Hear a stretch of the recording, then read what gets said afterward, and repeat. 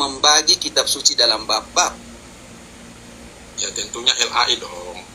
Waduh. Lah kan saya kan mengikuti LAI ini. Sebentar. Bapak Pendeta belajar di STT yang mana, Bapak Pendeta?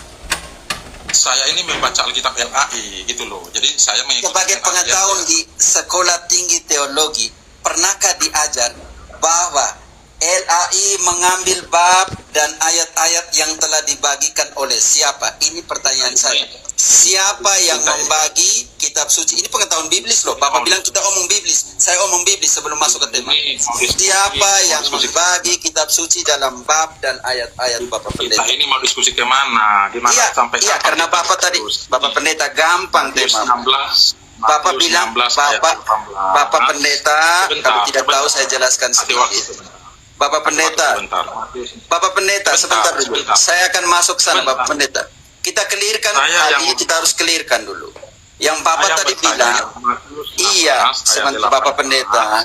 Oh, Bapak Pendeta, dengarkan dulu. Bapak Pendeta, saya akan, Bapak Pendeta yang terkasih, ini room saya, biar masuk organisasi. Maupun roomnya Romo, mungkin dengarkan dulu ya sebagai ini. Langsung to the point. Jangan dulu, ini namanya pengetahuan biblis. Ini namanya pengetahuan biblis. Karena Bapak Pendeta tidak tahu, Bapak Pendeta saya minutkan sedikit, karena ini pengetahuan biblis. Lebih penting bagi saya, teman-teman yang ada 900 orang lebih di sini. Kalau Bapak Pendeta, karena Bapak Pendeta punya dalil begini, perikop itu berjudul apa? Lalu saya bilang, kok perikop itu ditaruh kemudian? Di dalam Matius, semuanya itu dulu sebelum dibagi dalam bab dan ayat, itu Matius satu kesatuan secara keseluruhan tanpa pembagian bab dan ayat. Karena Bapak bilang perikop itu berjudul apa, maka sekarang saya tanya ke Bapak, kalau begitu Bapak harus tahu siapa ya, Bapak Pendeta harus tahu siapa yang membagi bab dan ayat di dalam kitab suci. Itu penting sekali. Setelah itu baru kita tahu perikop itu berjudul apa. Tetapi Bapak Pendeta harus tahu siapa yang membagi bab dan ayat kitab suci, Bapak Pendeta, sebagai pengetahuan umum di dalam sekolah tinggi, apalagi pengantar kitab suci. Mulai dari situ dulu, Bapak Pendeta. Silakan Bapak Pendeta, 1 menit untuk menjawab sebelum Bapak masuk ke dalam eksegesis atau hermeneutik yang Bapak akan lakukan. Siapa yang membagi bab dan ayat kitab suci?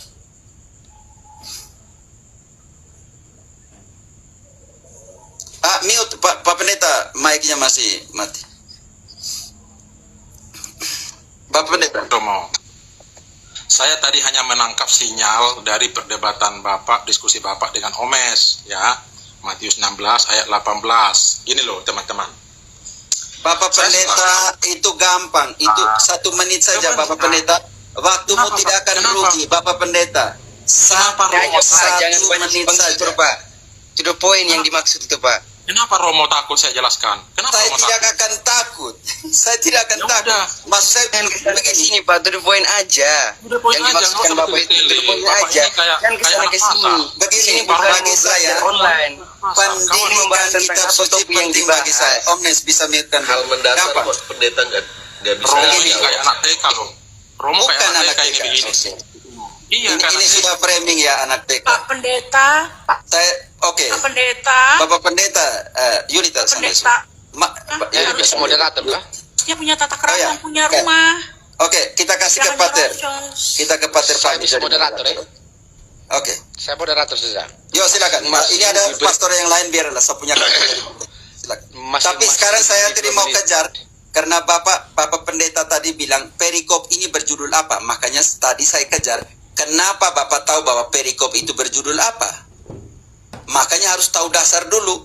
Sebelum dibagi dalam bab dan perikop dan ayat, itu satu kesatuan. Jadi Bapak tidak bisa langsung bilang, itu perikop berjudul ini. Tidak bisa. Makanya tadi saya tanya sebagai pengetahuan biblis, kalau begitu sebelum dibagi dalam perikop, bab dan semuanya itu, kitab suci itu dibagi oleh siapa dalam bab dan ayat? Karena Bapak tidak mau jawab, biar saya ambil 1 menit dulu kayak untuk menjelaskan itu. Ingat bahwa Kardinal Stephen Langton lah yang pertama kali membagi kitab suci dalam bab.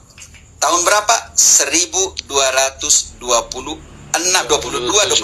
sampai dengan kematiannya 1227. Itu dalam pengertian ini. Setelah itu dari bab ini maka dibagilah oleh biarawan Katolik di dalam ayat-ayat. Maka sekarang apa yang diterima oleh Protestan dan Bapak Pendeta yang pakai tadi, yang bilang dibagi dalam perikop itu berjudul itu karena jasa dari seorang Kardinal Stephen Langton Canterbury, Kardinal Katolik. Ini sebagai pengetahuan biblis. Ya, Bukan karena saya takut, Bapak. Ya, Itu tujuannya supaya mudah dimengerti. Jadi yang saya udah poin aja. Omes, yang saya mau katakan bahwa dibagi oleh magisterium Katolik dalam bab.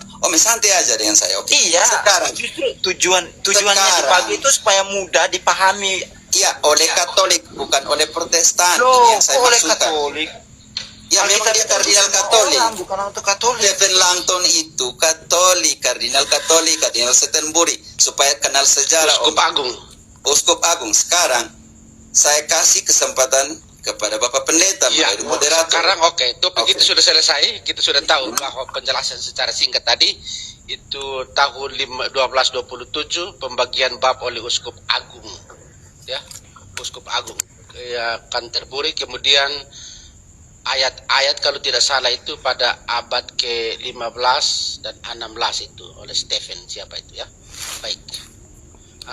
Sekarang saya beri waktu untuk Bapak Pendeta 2 menit. Jangan kasih sekitar agak panjang sedikit, 5 menit tidak santai. Boleh. Oke, siap. 3 menit. 3 menit beri pernyataan tadi saya dengar dari bilang mau ayat dengar dari Omnes bagaimana, tapi Bapak Pendeta mau bantu Omnes tadi dari ayat itu Petrus dan seterusnya itu. Silakan Bapak Pendeta 3 menit mulai dari sekarang. Kemudian Roma Cafe, walaupun nanti penjelasannya bagaimana, Roma Cafe diam-diam nanti dicatat di dalam kepala, kemudian diberi sanggahannya. Silahkan Bapak Pendeta.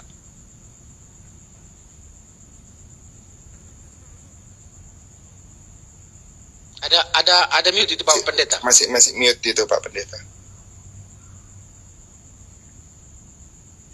Terima kasih teman-teman, terima kasih. Begini, Shalom teman-teman, selamat malam. Saya mau menjelaskan sedikit terkait dari Matius 16. Saya baca mulai dari perikop awal ya.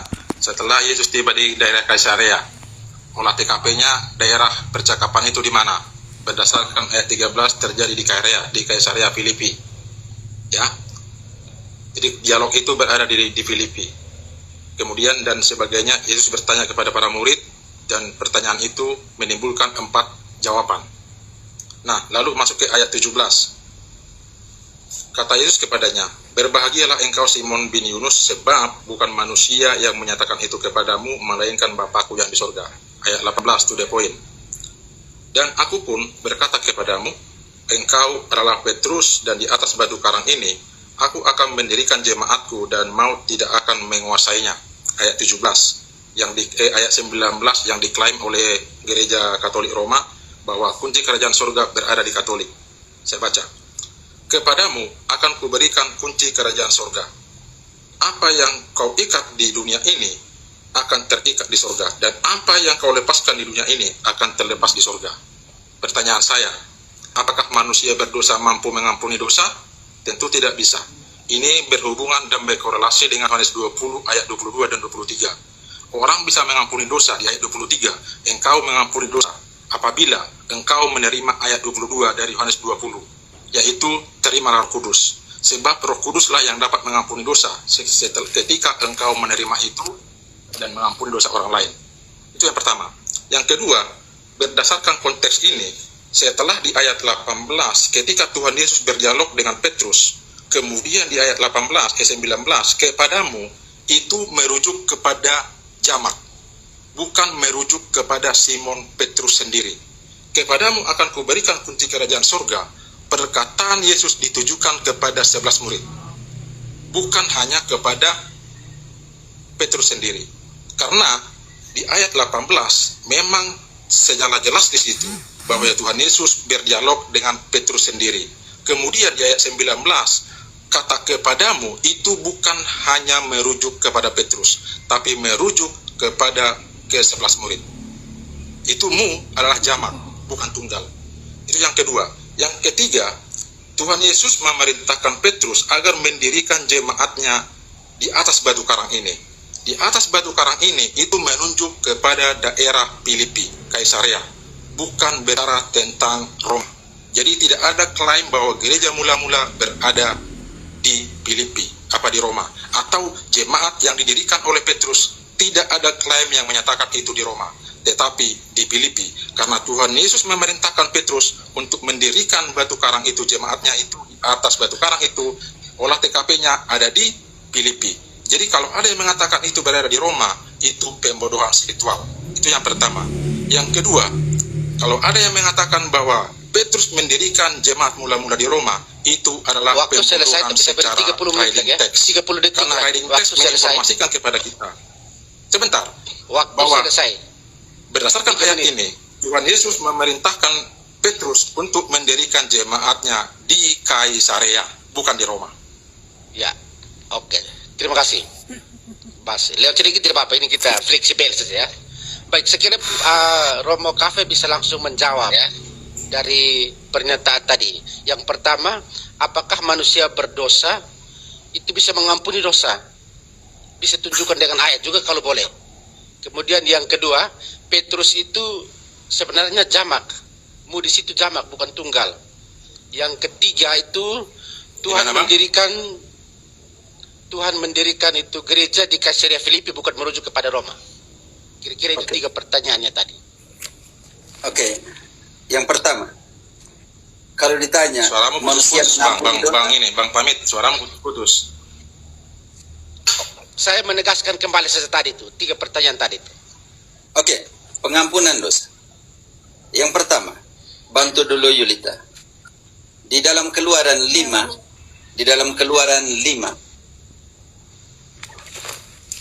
Lebih cepat ya Yulita, karena nanti ini Ayat apa? berapa mau?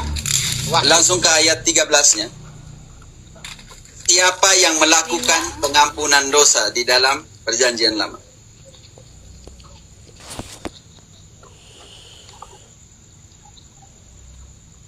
Ini pakai ayat jadi. Sesudah itu ayat 5. Keluaran 5 ayat 13. Yulita atau Pilius, saya baca. 13. Pengawas. Oke, 5 Imamat. Bantu dulu. Imamat. Terpaksa itu Imamat 5 ayat 13 langsung. sak Yulita dulu. Rugi waktu nih. Imamat 5 ayat 13. Dengan demikian, imam mengadakan pendamaian bagi orang itu dengan dosanya dalam salah suatu perkara itu, sehingga ia menerima pengampunan. Selebihnya adalah bagian imam, sama seperti korban sajian. Di dalam Perjanjian Lama, imam Yahudi bertugas untuk melakukan ritus pengampunan dosa. Bapak tadi ambil dari Yohanes 20 ayat 22, ayat 23 sangat jelas. Yesus menghembuskan Roh Kudusnya, ayat 22. Terimalah Roh Kudus. Barang siapa kamu ampuni dosanya, ayat 23, dosanya diampuni. Dan barang siapa yang kamu tidak ampuni dosanya, dosanya tidak diampuni. Roh Kudus bekerja melalui utusan-utusan pendamaian untuk pengampunan dosa. Yang Bapak Pendeta sendiri harus baca di dalam 2 Korintus 5 ayat 18 sampai dengan 20. Berdamailah dengan Kristus melalui kami, sebab kami adalah utusan-utusan pendamaian. Apa yang didamaikan?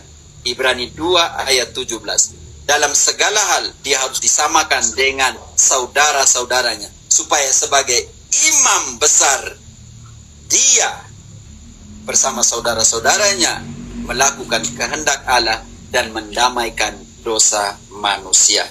Kalau begitu, Bapak Pendeta, saya pikir tidak baca baik kitab suci tentang tugas pengampunan dosa ini. Kenapa? Karena di dalam 2 Korintus 3 ayat 5 dan 6. Kalau itu semua dari kami, itu tidak mungkin. Karena kami adalah pelayan-pelayan perjanjian baru yang dimateraikan oleh Roh Kudus, bukan oleh huruf. Karena kitab yang tertulis mati, sedangkan Roh Kudus menghidupkan. Itu yang pertama. Yang kedua, kalau Bapak bilang kepadamu diberikan kunci kerajaan Allah, dan di situ jamak. Sejak kapan Bapak mengerti bahasa Indonesia secara lebih baik? Lihat, orang pertama tunggal, saya. Orang kedua tunggal, kau. Orang ketiga tunggal, kamu, mu. Orang pertama jamak, kalian. Orang kedua jamak, mereka. Orang ketiga jamak, kami. Bagaimana Bapak bilang di situ? Mu itu adalah jamak, sedangkan kamu adalah orang ketiga tunggal. Sejak kapan Bapak menggantikan aturan berbahasa Indonesia? Yang ketiga, di situ dikatakan bahwa Yesus mendirikan gerejanya di atas Kaisarea. Tetapi di situ dikatakan batu karang. Kenapa dikatakan batu karang? Kenapa? Karena alasan ada di Yohanes 1 ayat 42. Orang membawanya kepada Yesus dan mengatakan, Yesus mengatakan, Simon anak Yohanes, mulai dari sekarang engkau namamu adalah Petrus, Kefas, yang artinya batu karang. Saya pikir Bapak Pendeta tidak punya standar hermeneutik dan eksegesis yang baik tentang ayat-ayat itu. Belajar lebih banyak Bapak Pendeta. Terima kasih. 30 detik. Ya, terima kasih. Sekiranya langsung dimengerti tanggapannya, boleh ditanggapi balik Bapak Pendeta. Saya tanggapin ya. Saya tanggapin. Begini Romo. Ya, 3 menit Romo ya. Romo tadi mengutip di mana tadi Romo? Di Korintus. Romo langsung ke Korintus bahwa mereka apa tadi itu Romo? Bapak Pendeta, berarti Bapak Pendeta tidak belajar baca kitab suci, tapi saya akan bantu. 2 Korintus 5 ayat 18 sampai 21. Tolong dibaca supaya Bapak Pendeta mengerti ayat itu. Sudah begini. Ketika Romo mengutip 2 Korintus, apakah mereka yang berbicara mengampuni dosa di sana mereka sudah melewati kisah para rasul? Tentu iya. Mereka sudah menerima pencurahan Roh Kudus peristiwa di loteng, sehingga mereka menerima Roh Kudus untuk sebagai andil mereka untuk mengampuni dosa orang lain. Manusia yang berdosa tidak bisa mengampuni orang yang berdosa, karena kita semua adalah orang berdosa. Tentu harus ada pribadi dalam diri kita untuk bisa mengampuni dosa orang lain, yaitu Roh Kudus. Jadi, kalau kita mengutip kitab Korintus, di mana mereka bisa mengampuni dosa, maka itu mereka sudah melewati kisah para rasul, di mana mereka menerima pencurahan Roh Kudus. Yang kedua, terkait dengan Bapak tadi bilang bahwa katamu adalah jamak, lalu Bapak bilang saya reading text-nya lemah, sejak kapan? Contoh, saya berbicara kepada kalian semua di sini di grup ini, kepadamu kuberikan uangku. Bukankah saya berbicara kepada kalian semua? Karena kita berada di satu audiens. Jadi katamu di dalam satu audiens tidak serta-merta harus merujuk kepada kalian. Kepadamu kuberikan kerajaan surga, karena kebetulan di situ ada 11 murid. Dan di ayat 18 memang secara konteks Yesus berbicara kepada Petrus tersendiri. Tetapi di ayat 19 audiens ada 11 orang di situ para murid, dan Yesus berkata kepadamu, itu merujuk kepada 11 murid. Itu secara kontekstual audiens. Jadi yang ketiga, Tuhan Yesus memerintahkan Petrus agar mendirikan jemaatnya itu di Kaisarea. Jadi kalau ada pengajaran bahwa Petrus mendirikan jemaat mula-mula di luar Kaisarea, berarti mereka melakukan pembodohan spiritual. Karena Yesus secara eksplisit menekankan, memberikan otoritas untuk memberikan jemaat mula-mula itu di Kaisarea, bukan di Roma. Terima kasih. Saya jelaskan sedikit ya. Yang pertama, kalau Pak Terher, kalau boleh, karena kita dikejar oleh waktu, tidak usah minta siapa-siapa untuk baca langsung ini saja ya. Kemudian pertanyaan, saya kira Bapak Pendeta masih mempertahankan argumentasinya bahwa orang berdosa tidak bisa mengampuni orang berdosa. Kemudian mu di situ adalah tetap sebagai kamu yang semua dalam grup itu. Kemudian jemaat di Kaisarea, jangan buat pembodohan spiritual bahwa itu di Roma. Ya, silahkan. 3 menit dari sekarang. Luar biasa Bapak Pendeta tadi 2,5 menit. Bapak Pendeta, kita ke ayat aslinya. Saya ambil dari terjemahan Reina Valera, artinya terjemahan Protestan. Ati tejare. Ti ini adalah kau, bukan kamu, Bapak Pendeta. Kepada kau diberikan kunci kerajaan surga. Ti ini adalah adalah orang kedua tunggal, bukan orang ketiga tunggal. Jadi makanya saya bilang, saya bingung karena Bapak bilang kamu, ati, kita tekan di sini di dalam namanya. Sebentar saya kasih besar dulu ya, minta maaf ya teman-teman. Kok tidak bisa ya? Kisi-kisi. Pakai kontrol itu, Romo. Patronnya susah ya. Teman-teman tolong besarkan. Di sini Bapak, kita ke Yunani, Bapak bilang kamu adalah jamak. Tapi di sini dikatakan tedare ati. Ati artinya kau. Engkau. Coba kita tekan di sini supaya Bapak bilang mengerti. Ini namanya pronombres de la segunda persona. Pronoms dari pribadi kedua. Tu, kau, bukan kamu. Jadi dalam pengertian ini gugur ya Bapak Pendeta ya. Minta maaf. Makanya saya bilang Bapak Pendeta, gugur Bapak Pendeta. Kau bukan kamu. Oke? Dalam bahasa aslinya. Itu yang pertama.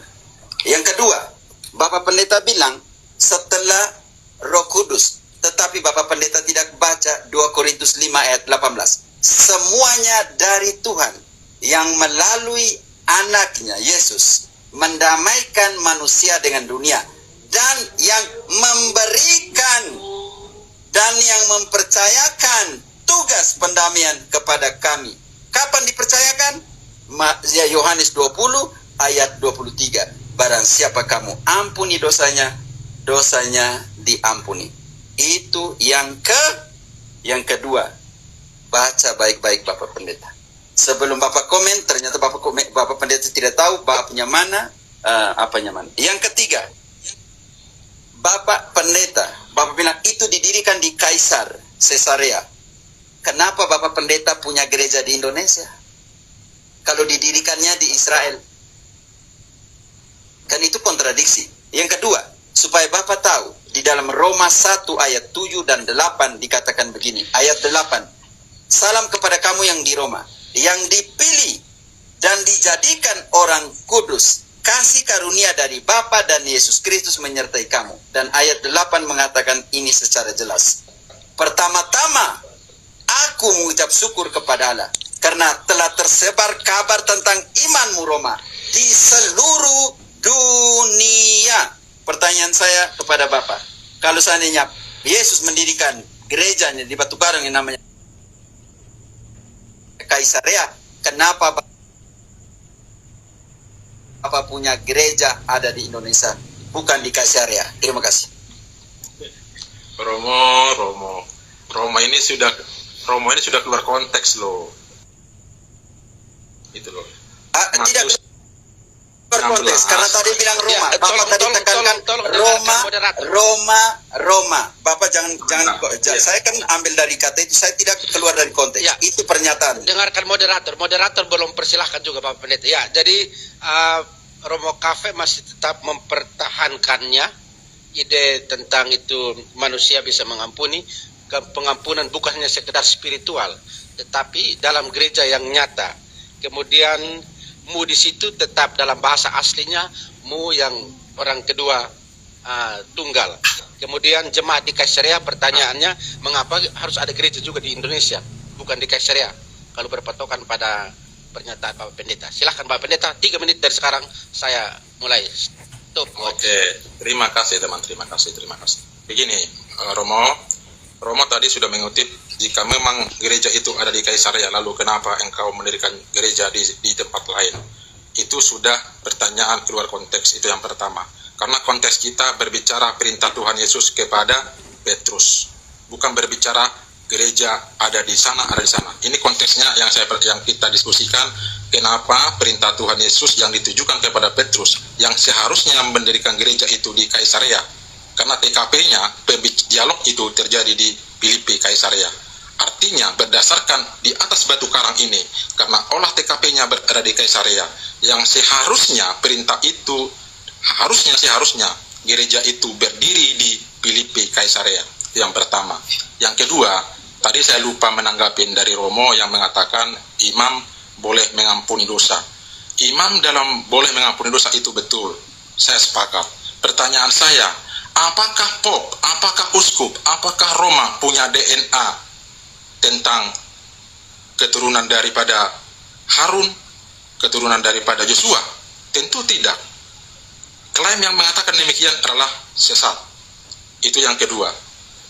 Itu yang ketiga, tadi saya sudah kutip bahwa kita manusia berdosa tidak punya otoritas untuk bisa mengampuni dosa orang lain apabila tidak menerima kuasa Roh Kudus. Karena yang mampu mengampuni dosa itu hanyalah Sang Ilahi melalui Roh Kudusnya. Thank you. Oke. Maaf. Ya. Profesi untuk Bapak Pendeta, waktunya cukup lumayan bagus, singkat, padat, jelas. Ya. Pertanyaannya singkat saja ini, Kafe.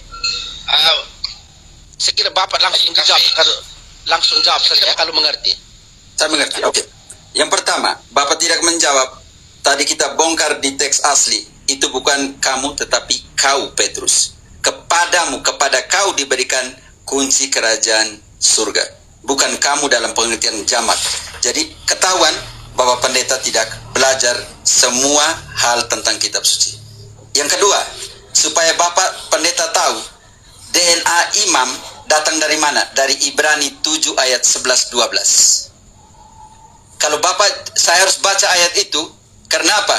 Karena tadi Bapak sudah framing bahwa ketika mengatakan uskup, imam Roma, gereja Katolik Roma punya DNA imam, Bapak bilang itu adalah sesat. Karena Bapak tidak pernah baca kitab suci. Saya akan membacanya itu, Ibrani 7 ayat 11-12. Ada penerusan imamat. Kalau Bapak baca kitab suci baik-baik. Ibrani 7, kelihatan Bapak tidak baca kitab suci. Ibrani 7 ayat 11-12. Karena itu, andai kata oleh imamat Levi telah tercapai kesempurnaan. Sebab karena imamat itu umat Israel telah menerima Taurat, apakah sebabnya masih perlu seorang lain ditetapkan menjadi imam besar menurut peraturan Melkisedek, dan tentang dia tidak dikatakan menurut peraturan Harun? Sebab jikalau imamat berubah, dengan sendirinya akan berubah pula hukum Taurat. Imamat berubah dari ritus Levi Harun ke ritus Melkisedek. Ibrani 10 ayat ke-8. Ingat, tadi Bapak Pendeta bilang Harun, Levi, silakan. Aku berkata kepadamu, sesungguhnya aku datang dalam gulungan kitab, Lanjut kita ke ayat 8. Di atas ia berkata, korban dan persembahan, korban bakaran dan korban penghapusan dosa tidak engkau kehendaki, dan engkau tidak berkenan kepadanya. Kenapa? Meskipun dilakukan menurut hukum Taurat. Artinya omong tentang siapa yang mempersembahkan korban bakaran dan korban keselamatan, yaitu ritus Harun, ritus Levi. Imamat Levi, imamat Harun. Ayat 9-nya, ini sekak mati untuk Bapak Pendeta. Dan kemudian katanya, sungguh aku datang untuk melakukan kehendakmu. Yang pertama ia hapuskan Harun tadi, supaya menegakkan yang kedua, imamat menurut ritus Melkisedek. Jadi kalau Bapak bilang itu sesat, artinya Bapak yang sesat karena tidak sesuai dengan konteks kitab suci. Yang ketiga, kenapa tadi Bapak bilang itu di Kaisarea Filipi? Karena tadi bukan di Roma, karena Bapak tadi buat framing dan ad hominem, bilang Roma sesat.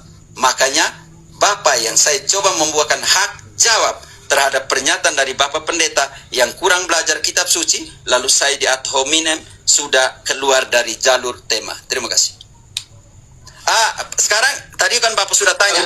Sekarang saya harus tanya Bapak Pendeta. Sekarang saya harus tanya Bapak Pendeta. Standar hermeneutik. Romo. Tunggu Romo. Saya belum tanya tadi. Saya belum tanya. Yang jawab maksudnya belum jawab tadi. Manusia berdosa tidak punya otoritas kecuali Roh Kudus. Bisa dijelaskan? Karena apa? Ini penting sekali. manusia berdosa, oke. Tetapi selama manusia tidak menerima kuasa dari Roh Kudus, dia tidak bisa berbuat apa-apa. Saya setuju dengan Bapak Pendeta. Sekarang pertanyaan saya untuk Bapak Pendeta. Kalau Bapak Pendeta sudah mengatakan Bapak Pendeta menerima Roh Kudus, itu pernyataan pertama. Bapak Pendeta menerima Roh Kudus. Yang kedua, ikut jalurnya Bapak Pendeta. Kalau Bapak Pendeta menerima Roh Kudus, Bapak Pendeta berhak mengampuni dosa? Silakan.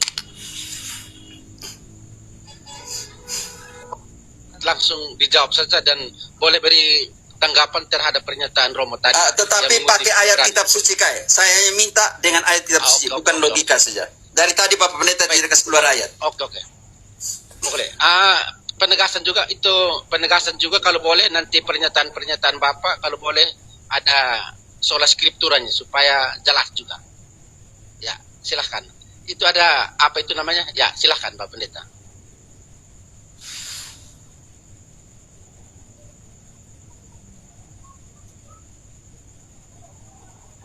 Itu. Ada mute Bapak Pendeta? Sinyalnya. Oh, sinyal. Enggak. Udah. Itu moderator. Enggak, udah. Oke. Ya, saya tekan ulang mulai dari sekarang. Terkait dengan saya tanggapin ya, terkait dengan Ibrani 7 ayat 11. Di sini ada yang misreading, ada yang kelewatan teksnya. Kita pahami. Begini. Karena itu, andai kata oleh imamat Lewi telah tercapai kesempurnaan, sebab karena imamat itu umat Israel telah menerima Taurat. Apakah sebabnya masih perlu seorang lain ditetapkan menjadi imam? Artinya tidak perlu. Karena si penulis di sini menjelaskan kepada kita enggak perlu. Apakah perlu? Ini pertanyaan, tidak perlu. Apakah sebabnya masih perlu seorang imam? Artinya imam yang di dunia ini. Karena menurut 1 Petrus 2 ayat 9, kamulah imamat rajani. Kita semua imamat rajani. Tuhan Yesus sebagai imam besar kita. Itu yang pertama. Yang kedua, saya tanggapin, apakah saya sebagai manusia dan menerima Roh Kudus boleh mengampuni dosa? Menurut Yohanes 10 ayat 22, ketika saya menerima Roh Kudus, menurut perintah Tuhan Yesus, apabila engkau mengampuni dosa orang, maka dosanya diampuni. Itu jelas. Apabila ada Roh Kudus dalam diri saya. Yang ketiga, dalam Matius 16 ayat, saya ulangi tadi, saya kutip kembali. Kenapa saya katakan Romo tadi bilang kata kau, itu bukan jamak. Ini kan berbicara tentang konteks auden. Ya, itu kita bicara konteks pembicaraan saat itu. Makanya Tuhan Yesus menutup perkataannya, kunci jawabannya di ayat 20. Lalu Yesus melarang murid-muridnya supaya jangan memberitahukan kepada siapapun bahwa ia Mesias. Artinya di sini bahwa di ayat 19 Tuhan Yesus berkata kepadamu, itu merujuk kepada seluruh murid. Terima kasih. Saya kira langsung dijawab saja oleh Oke. Kafe. Yang pertama, Bapak Pendeta, saya menyesal sekali. Bapak Pendeta tidak bisa mengartikan kata kau. Kepada kau diberikan kunci kerajaan Allah. Dan Bapak Pendeta bilang itu dalam audiensinya umum. Sedangkan itu dia omong secara spesifik untuk Petrus. Itu pertama Bapak Pendeta. Yang kedua, Bapak Pendeta bilang, Bapak Pendeta menerima Roh Kudus dan Bapak Pendeta mengampuni dosa. Lalu kenapa tadi pernyataan pertama Bapak Pendeta bilang tidak bisa mengampuni dosa? Itu yang pertama. Yang kedua, Bapak bilang kita semua adalah, Bapak Pendeta ambil dari Ibrani tadi 7, hanya baca ayat 11 tapi ayat 2-nya tidak dibaca. Dan ayat 23-nya tidak dibaca. Engkau adalah imam untuk selama-lamanya.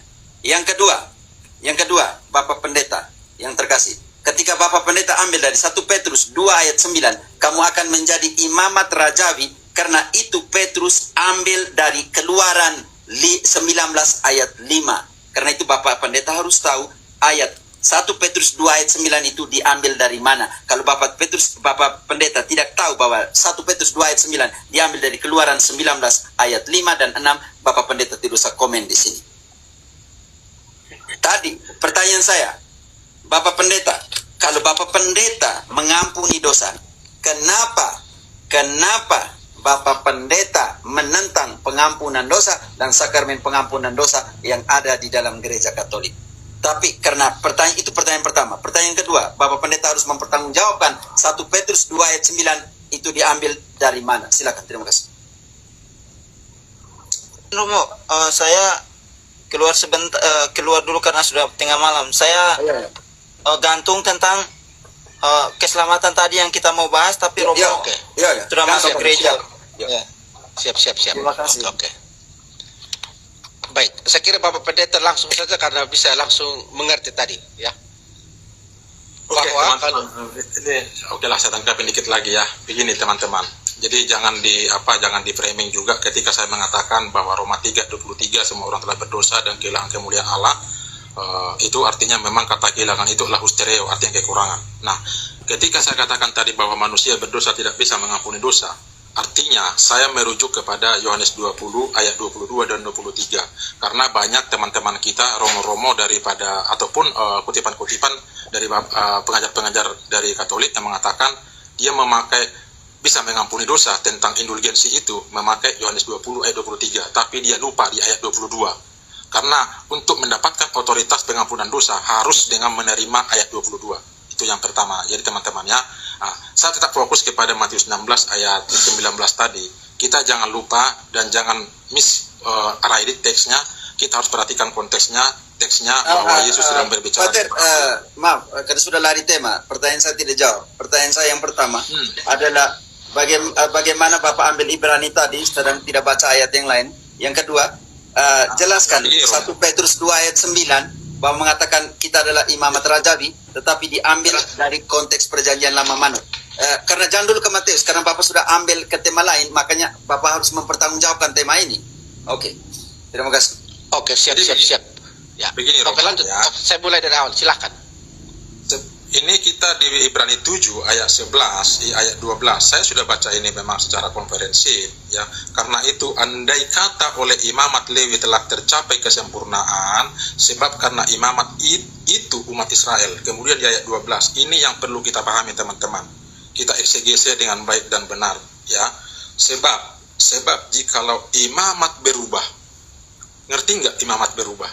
Artinya memang dalam hukum Taurat, ya dalam hukum Taurat, imam yang berada di ruang kudus itu hanya dari keturunan Yosua dan Harun dan Musa. Tidak bisa dari luar konteks itu. Ya, memang ada nabi yang lain ya. Tetapi dalam konteks hukum Taurat, kalau memang berubah maka berubahlah hukum Taurat itu. Gitu, itu maksudnya. Dengan sendirinya akan berubah pula hukum Taurat itu. Jadi kalau imamnya berubah, maka berubahlah hukum Tauratnya. Ini kan berbicara hukum Taurat, bukan berbicara ke sekarang. Karena si penulis di sini menjelaskan tentang hukum Taurat. Tetapi konteksnya di sini Kristus adalah imam yang lebih tinggi daripada Harun. Maka jikalau memang berubah imam di dalam hukum Taurat, maka imamnya harus berubah. Artinya itu merujuk kepada Kristus. Tidak dibutuhkan lagi imam-imam yang lain. Tidak dibutuhkan lagi imam-imam seperti pop, seperti uskup. Ya, kita semua adalah imam. Ya, pendeta juga imam. Pendeta juga imam. Tolong ikut moderator. Ada. Ikut moderator. Ya, 30 detik lagi Bapak Pendeta, silakan. Pendeta juga imam, anakku juga imam. Kita semua imam, ya. Kita semua imam. Karena apa? Kita diberikan otoritas untuk mengajar selama kita percaya bahwa Tuhan Yesus Kristus adalah Tuhan dan Juru Selamat. Sekian. Oke, saya kasih dijawab oleh Oke. Saya kasih satu pertanyaan tadi belum dijawab, yaitu 1 Petrus 2 ayat 9 diambil dari mana? Oke, yang kedua, Bapak Pendeta harus mempertanggungjawabkan ini, yaitu Ini Romo. berubahnya dari ritus mana ke ritus mana, itu yang Bapak Pendeta tidak jawab. Romo, ini sudah jam 12, saya mau istirahat, besok kan ada kegiatan, jadi besok kita lanjut ya. Ini sudah asik nih, tapi saya harus istirahat dulu, saya udah ngantuk ini. Memang Bapak tadi Pendeta belum menjelaskan kepada saya ritus mana yang berubah. Bukan besok lah. Jadi Ritus mana yang sudah berubah? Bapak Besok Pendeta ada- jawab secara singkat, kemudian boleh jawab secara singkat saja. Langsung bisa. Atau kata penutup mungkin supaya untuk baik teman-teman Katolik di sini kita menghargai Bapak Pendeta yang sudah sopan di sini dan menghargai kita yang belajar. Silakan kata penutup langsung kata penutup Bapak Pendeta.